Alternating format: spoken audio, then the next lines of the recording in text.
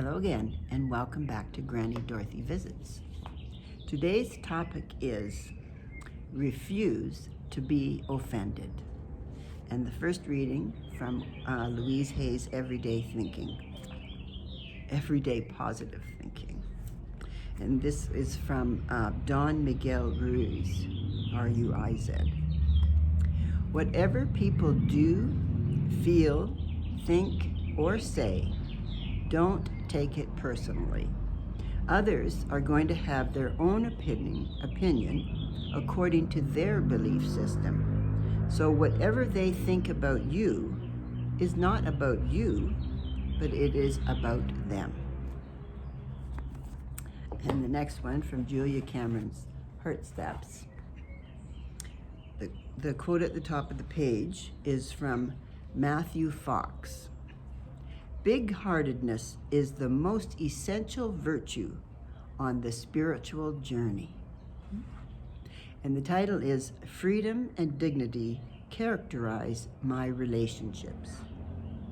I release all souls from my agendas for them. I surrender my control and my opinions of the growth and right actions of others.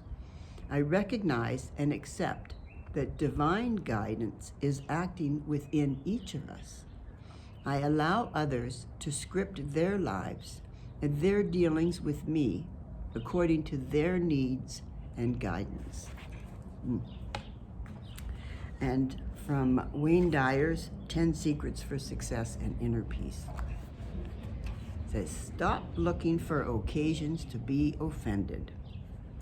When you live at or below ordinary levels of awareness, you spend a great deal of time and energy finding opportunities to be offended. A news report, an economic downturn, a rude stranger, a fashion miscue, someone cursing, a sneeze, a black cloud, any cloud, an absence of clouds. Just about anything will do if you're looking for an excuse to be offended. Along the extra mile, you'll never find anyone engaging in such absurdities. Become a person who refuses to be offended by anyone, anything, or any set of circumstances. If something takes place and you disapprove, by all means, state what you feel from your heart, and if possible, work to eliminate it, and then let it go. Most people operate from the ego and really need to be right.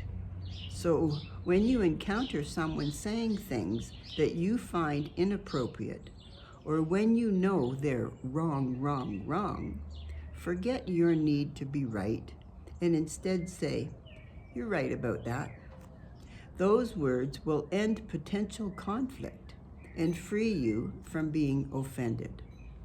Your desire is to be peaceful, not to be right, hurt, angry, or resentful. If you have enough faith in your own beliefs, you'll find that it's impossible to be offended by the beliefs and conducts of others.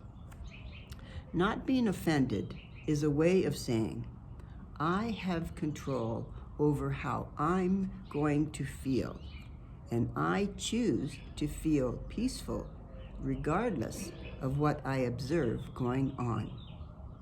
When you feel offended, you're practicing judgment. You judge someone else to be stupid, insensitive, rude, arrogant, inconsiderate, or foolish.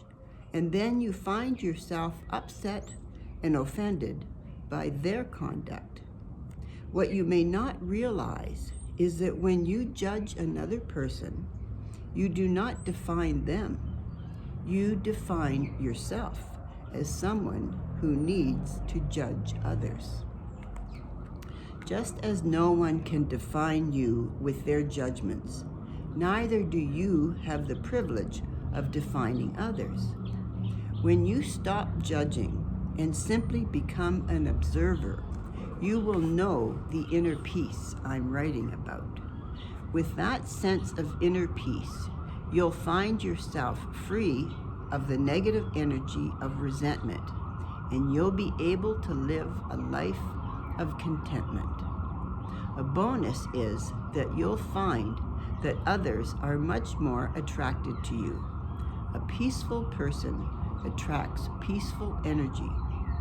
You won't know God unless you're at peace, because God is peace. Your resentments literally send God out of your life while you're busy being offended. Not being offended will mean eliminating all variations of the following sentence from your repertoire excuse me, of available thoughts. Excuse me. If only you were more like me, then I wouldn't have to be upset right now. You are the way you are, and so are those around you.